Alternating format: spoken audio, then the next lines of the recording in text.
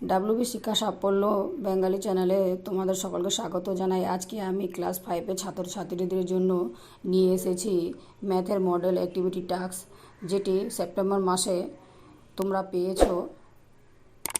তাহলে দেখে নাও প্রশ্নগুলোর মধ্যে কি কি রয়েছে।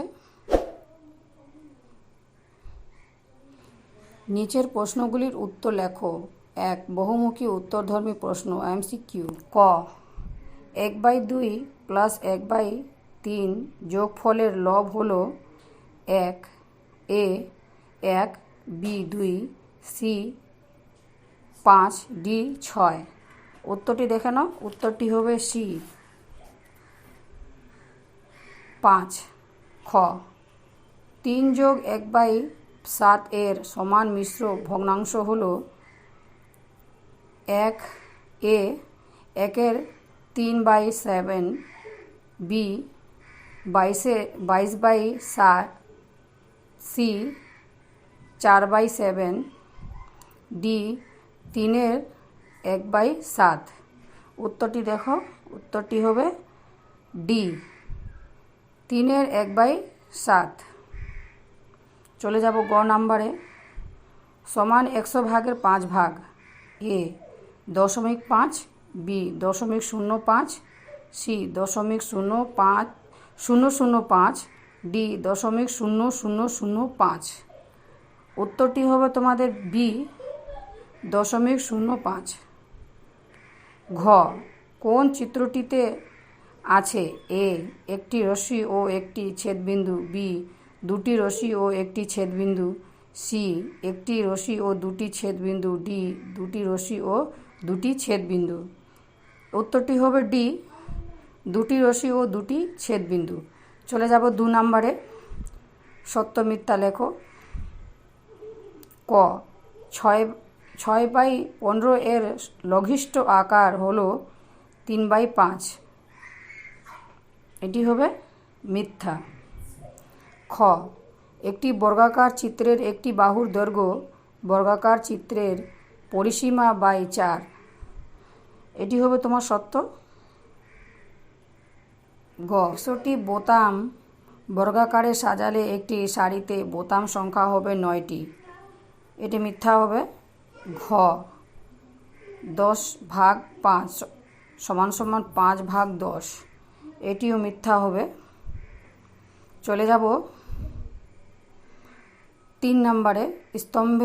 স্তম্ভ মেলাও যে কোনো 3টি। মিলিয়ে দিচ্ছি, তোমরা যেটা সঠিক লাগবে সেটি তোমরা মিলিয়ে নিবে। তাহলে অ্যান্সারটা দেখো কি হবে। তোমরা চাইলে কোনাকুনি মিলিয়ে নিতে পারো। আমি এখানে একদিকে যা লেখা আছে সেটি লিখে তার সঠিক অ্যান্সারটি বসিয়ে দিচ্ছি। দেখো, সরল রেখা ক, একদিকে ক লেখো, একদিকে খ। সরল রেখা, প্রান্ত বিন্দু নেই। সরল রেখাংশ, দুটি প্রান্ত বিন্দু আছে। রশ্মি, একটি প্রান্ত বিন্দু আছে। সমবিন্দু সরলরেখা একটি নির্দিষ্ট ছেদ বিন্দুগামী। তোমাদের সুবিধার জন্য আমরা কোনাকুনিও কেটে দেখাই দিচ্ছি, মিলিয়ে দিচ্ছি, দেখে নাও। চলে যাব 4 নম্বরের প্রশ্নে। তার আগে তোমাদের বলে দিই, তোমরা যদি আমার চ্যানেলে নতুন হয়ে থাকো তাহলে চ্যানেলটিকে অবশ্যই সাবস্ক্রাইব করে রাখবে। সেপ্টেম্বর মাসের সমস্ত অ্যাক্টিভিটি নোটগুলো আমার এই চ্যানেলে তুমি পেয়ে যাবে সহজে। তাহলে চ্যানেলটিকে অবশ্যই সাবস্ক্রাইব করবে, ভিডিওটিকে অবশ্যই লাইক করবে। চলো 4 নম্বরের প্রশ্নে দেখে নাও। এখানে 3টি প্রশ্ন রয়েছে। ক তুমি বাসে চেপে স্কুলে যাচ্ছ, কন্ডাক্টরকে 20 টাকা দিলে, তিনি তোমাকে 15 টাকা 50 পয়সা ফেরত দিলেন। কন্ডাক্টর কত টাকা নিলেন? উত্তরটি দেখো।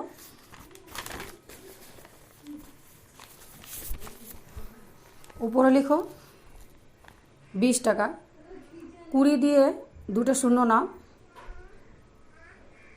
তারপরে লেখো 15 টাকা 50 পয়সা, 15.50। তাহলে এটাকে মাইনাস করো 20 দিয়ে 15কে, তাহলে তোমার অ্যান্সার পেয়ে যাবে কত? 4 টাকা 50 পয়সা। উত্তর, কন্ট্রাক্টর 4 টাকা 50 পয়সা নিলেন। চলে যাব খ নম্বরে।